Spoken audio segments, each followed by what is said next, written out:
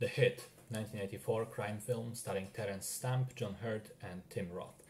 In the opening sequence, we see a British mobster named Willie testify against his former mates and thus putting them in prison, presumably going for a deal of sorts.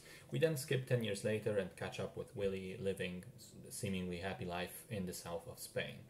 But this calm is quickly destroyed as he is kidnapped by a bunch of thugs and delivered to two British guys, Braddock, played by John Hurt, the older of the two, much more quiet, calm, reserved, you could even say cold and ruthless, and Myron, played by Tim Roth in his theatrical debut, the young punk rock guy, loudmouthed, rash, aggressive. We gather that they were sent by some of Willie's former colleagues, and their job is to deliver him to Paris, where he is to be executed as revenge. And the three of them, quickly joined by a Spanish lady named Maggie, go on this road trip through the Spanish countryside, during which some things go wrong, some plans change, and this all leads to a couple of philosophical conversations between the characters. So I found this to be a pretty weird film because it has an unimpressive start, which didn't really feel too gripping or original. Then as it progresses, it becomes quite interesting as this clash of three different personalities, each with a unique outlook on life. And they have these conversations which at times are quite fascinating. But then towards the end, it all falls apart again. I thought the ending didn't make too much sense in terms of character motivations, and in some ways even undermined a lot of what was built in the solid second act. But to expand on what I enjoyed, I think it was interesting to have this situation where you have three mobsters in a car together, and they have this very specific dynamic between them. Willie is seemingly completely unfazed by the nearing perspective of death. He's very stoic in that regard. He claims that death comes for us all, and he knew that his past would eventually catch up to him one day, and he lived his life to the fullest with that assumption in mind, which means he's now completely ready, resigned to his fate, as it were.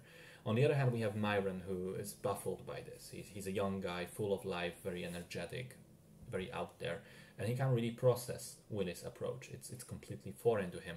But despite that, the two of them strike an unusual sympathy for one another.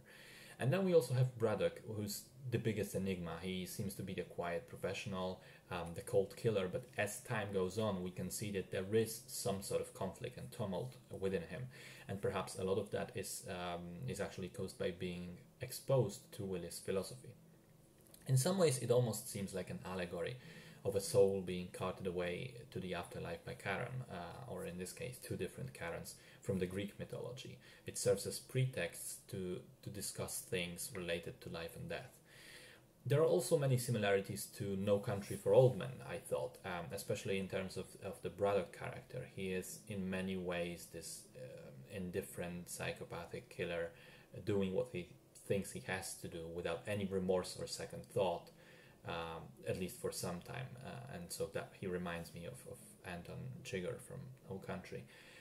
So there is an interesting component to the film, but again, I do think there are quite significant flaws which prevent it from being truly solid. Primarily the ending. A weak beginning I could live with, but the ending in some ways to me felt like it undid a lot of the good stuff. Overall then, I'd say The Hit was a film that was on its way to being pretty good, but then the last 20 minutes unfortunately bring it down to just average.